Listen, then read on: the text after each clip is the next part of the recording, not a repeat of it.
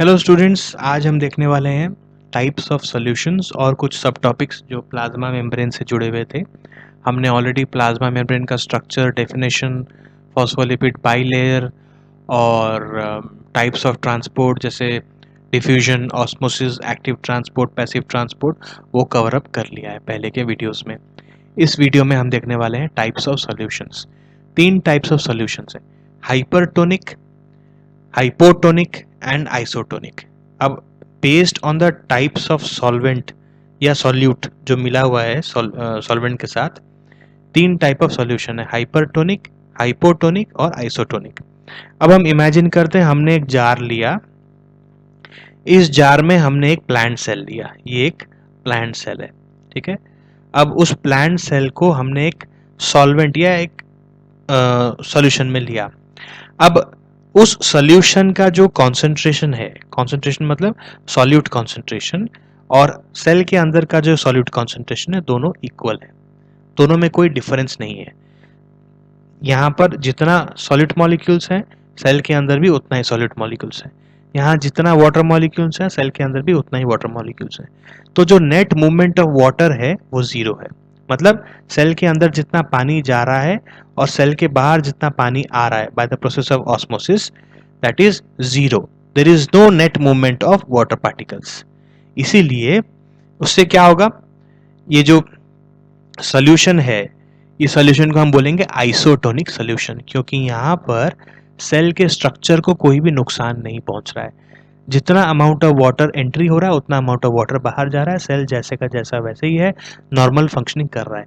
ये जानना क्यों ज़रूरी है, देखिए, कभी प्लांट्स जो है वो एक ऐसे सॉइल में प्लांट किए जाते हैं, कोई भी क्रॉप्स, मान लीजिए फार्मर्स जो हैं वो, मान लीजिए मैं एक फार्मर हूँ, मैंने एक एग्रीकल्चर लैंड लिया किसी से उधार और मैंने कहा कि मैं अब खेती बाड़ी करूँगा।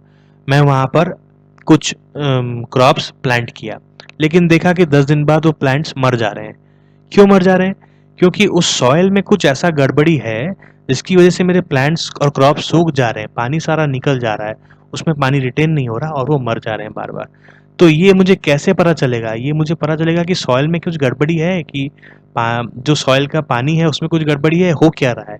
वो सारे प्रोसेस जानने के लिए आपको ये प्रोसेस जानना ज़रूरी है, ठीक है। कौन से ऐसे सोल्यूशन में हमारे लिविंग सेल्स नॉर्मल रहेंगे। फॉर एग्जांपल हमारा जो ब्लड सेल्स है, blood cells, RBCs, red blood cells, वो भी एक ब्लड के फ्लूइड में फ्लो कर रहा है, प्लाज्मा फ्लूइड में फ्लो कर रहा है। प्लाज्मा फ्लूइड का कॉन्सेंट्रेशन ब्लड सेल्स के कॉन्सेंट्रेशन के साथ अगर मैच नहीं करेगा तो वो ब्लड सेल्स खराब हो जाएंगे, नष्ट हो जाएंगे। वो हम आगे वाले दोनों फिगर में देखेंगे कैसे नष्ट होते हैं, क्या प्रॉब्लम आता है अगर हम सॉल्यूशन में कुछ चेंज करते हैं, ठीक है। अब चलते हैं सेकेंड केस में, जो कि हाइपरटोनिक सॉल्यूशन है।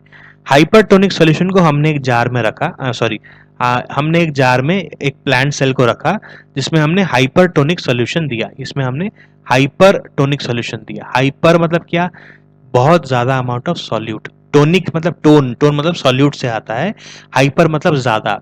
तो इस सॉल्यूशन में बहुत ज्यादा अमाउंट ऑफ सॉल्यूट है, वाटर कॉन्सेंट्रेशन कम है। सॉल्यूशन में बात कर रहा हूं मैं, सेल में नहीं, सॉल्यूशन में। तो इसमें सॉल्यूट कॉन्सेंट्रेशन बहुत ज्यादा है। बाबा इससे तो नहीं होगा, मेरा लैपटॉप से माउस से बिल्कुल नहीं लिख पाऊंगा मैं। तो सॉल्यूट कॉन्सेंट्रेशन सॉल्यूशन में ज्यादा है।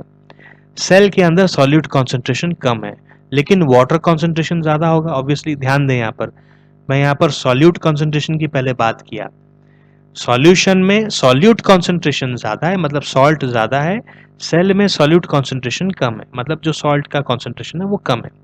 जब मैं वाटर की बात कर रहा हूं तो वाटर का ऑपोजिट होगा। सॉल्यूशन में वाटर का कॉन्सेंट्रेशन कम होगा, ऑब्वियसली कम होगा क्योंकि सॉल्यूट का कॉन्सेंट्रेशन ज्यादा है, राइट। एक सॉल्यूशन में सॉल्यूट ज्यादा होगा तो वाटर का कॉन्सेंट्रेशन कम ही होगा ना। ठीक उसी तरह तो सॉल्यूशन में जो सेल के बाहर वाला सॉल्यूशन है उसमें वाटर कॉन्सेंट्रेशन कम है और सेल के अंदर वाटर कॉन्सेंट्रेशन ज्यादा है। तो ऑस्मोसिस से वाटर का मूवमेंट कहाँ होगा? सेल के अंदर से सेल के बाहर की तरफ होगा। क्यों? क्योंकि सेल के अंदर वाटर कॉन्सेंट्रेशन ज्यादा है, सॉल्यूशन में वाटर कॉन्सेंट्रेशन कम है, इसलिए वाटर का मूवमेंट सेल के अंदर से बाहर की तरफ होता है, जिसकी वजह से ये जो सेल का प्लाज्मा मेम्ब्रेन है वो श्रिंक कर जाता है। ये देखिए, श्रिंक कर जा रहा है, श्रिंक करके अपने सेल वॉल से अलग हो जा रहा है। तो यहाँ पर प्लाज्मा मेम्ब्रेन का ब्रेक डाउन होता है, इसलिए हम इस प्रोसेस को प्लाज्मोलाइसिस भी बोलते हैं। प्लाज्मोलाइसिस, प्लाज्मो क्योंकि प्लाज्मा मेम्ब्रेन, लाइसिस मतलब ब्रेक डाउन, श्रिंकेज हो जा रहा है, ब्रेक डाउन हो जा रहा है, इसलिए इस प्रोसेस का नाम है प्लाज्मोलाइसिस।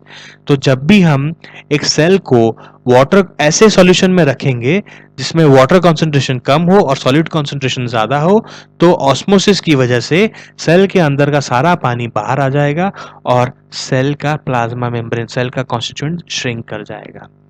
सेल मरेगा नहीं, कुछ हद तक जिंदा रहेगा, लेकिन अगर ये कंटिन्यूस होता रहा तो सेल मर भी सकता है। ठीक है, जब हम नॉर्मल सॉल्यूशन को चेंज कर दें और ऐसा सॉल्यूशन दें जिसमें आइसोटोनिक कंडीशन आ सके, तो ये सेल वापस जीवित हो सकता है। लेकिन यही कारण है, जब मैं फार्मर बना था, जब मैं अपनी खेती बाड़ी कर रहा था कुछ मिनट पहले, मैं आपको बता रहा था मेरे क्रॉप्स मर जा रहे थे। यही कारण हो सकता है कि वो जो सॉइल है, वो सॉइल में जो सोल्यूशन है, हो सकता है वो सॉल्ट कॉन्सेंट्रेशन उसमें ज़्यादा है, जिसकी वजह से मेरे प्लांट से सारा पानी बाहर निकल जा रहा है ऑस्मोसिस की मदद से, और वो प्लांट सूख के मर जा रहा है। इसलिए मुझे वो सॉइल में सॉल्ट कॉन्सेंट्रेशन चेक करना पड़ेगा और उसी हिसाब से खेती बाड़ी करनी पड़ेगी। वही प्लांट लगाने होंगे जो हाई सॉल्ट कॉन्सेंट्रेशन में बढ़ सकते हैं। समझ आ गया? हाइपरटोनिक सॉल्यूशन समझ आ गया? So water particles move out of the cell, cell membrane shrinks and detaches itself from the cell wall. इसी प्रोसेस को हम बोलते हैं प्लाज्मोलाइसिस। थर्ड कंडीशन में क्या, हमने एक जार में एक सेल को रखा, प्लांट सेल को, और उस जार में हमने क्या किया, एक ऐसा सॉल्यूशन दिया जिसमें कि वाटर कॉन्सेंट्रेशन ज्यादा है और सॉल्यूट कॉन्सेंट्रेशन कम है। ठीक है, कंपेयर टू सेल में वाटर कॉन्सेंट्रेशन कम है, बाहर में वाटर कॉन्सेंट्रेशन ज्यादा है।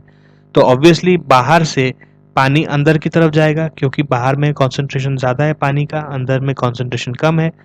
तो जैसे ही पानी अंदर की तरफ जाएगा, ये सेल को फुला देगा, स्वेल कर देगा। ये सेल बर्स्ट नहीं करेगा क्योंकि सेल वॉल तो है ही, इसलिए सेल वॉल हालांकि इस सेल को बर्स्ट करने से रोकेगा, लेकिन ये सेल फूल जाएगा, स्वेलिन हो जाएगा। ये अगर ऐसा जरूरी अगर ऐसा मतलब जबरदस्ती करें हम लोग, तो सेल बर्स्ट भी कर सकता है। हालांकि बर्स्ट नहीं करता क्योंकि सेल वॉल उसको रिवर्स प्रेशर डाल के बचा के रखता है। वो रिवर्स प्रेशर को क्या बोलते हैं मैं बताऊंगा आपको।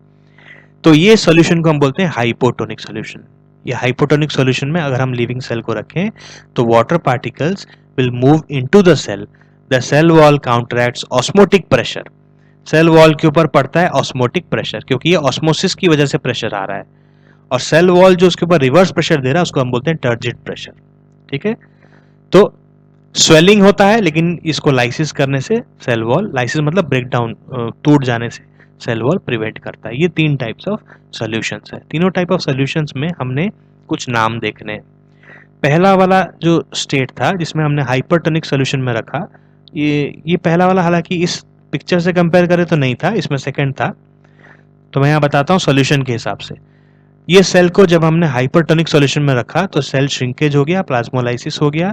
इस सेल को हम बोलते हैं प्लाज्मोलाइज्ड सेल। ठीक है, सेकंड वाला सेल जिसमें कि नेट मूवमेंट ऑफ वाटर 0 था, हमने आइसोटोनिक सॉल्यूशन में रखा था, इस सेल को हम बोलते हैं flaccid cell, FLACCID, flaccid cell.